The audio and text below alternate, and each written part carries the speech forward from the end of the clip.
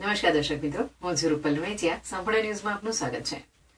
દૈયબ group panchayat હેઠળના મીઠાવીરાણા ગામના ખેડૂતોએ જિલ્લા કલેક્ટરને આવેદનપત્ર સુપ્રત કર્યું છે. ખેડૂતોએ કૃષિ રાહત પેકેજ 2025 અંતર્ગત જમીન સુધારણા સહાયના ઓનલાઈન ફોર્મ ભરવાની મુદત દરમિયાન ફોર્મ ભરી શક્યા ન હોવાની રજૂઆત કરી છે.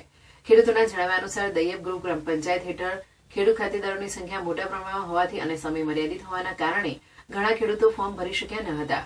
આથી મીઠાવીરાણા ગામના મોટાભાગના ખેડૂતો સહાયથી વંચિત રહી ગયા છે. ખેડૂતોએ કમોસમી વરસાદના કારણે ભારે નુકસાન થયું હોવાનું પણ જણાવ્યું હતું. તેમણે વિનંતી કરી છે કે જમીન સુધારણા માટેનું પોર્ટલ ફરીથી ખોલવામાં આવે અથવા ઓફલાઈન ફોર્મ ભરવાની સુવિધા ઉપલબ્ધ કરાવવામાં આવે, જેથી તેઓને સહાય મળી શકે. મીઠાવીરાણા ગામના માલાભાઈ પટેલે જણાવ્યું હતું કે અમારા દૈયત ગ્રુપ ગ્રામ પંચાયતના 400 થી 500 ખેડૂતો પાક ધોવાણ અને જમીન સુધારણા એમ બંને સહાયથી વંચિત રહી ગયા છે. અમારી સરકારની નમ્ર વિનંતી છે કે આ સહાય મળે. ઠાકોર કુંભાબાઈએ ઉમેર્યું હતું કે આ દૈયબ ગ્રુપ ગ્રામ પંચાયતમાં પાક અને જમીન ધોવાણના જે ફોર્મ ભરવાના હતા તે કોઈ કારણસર નેટ ન હોવાને કારણે લગભગ 70 થી 80% ખેડૂતો બાકી રહી ગયા છે. અમે થરાદ ખાતે કલેક્ટર સાહેબને આવેદનપત્ર આપવા આવ્યા છીએ અને રજૂઆત કરીએ છીએ કે જેમ બને તેમ અમને ખેડૂતોને સહાય મળે.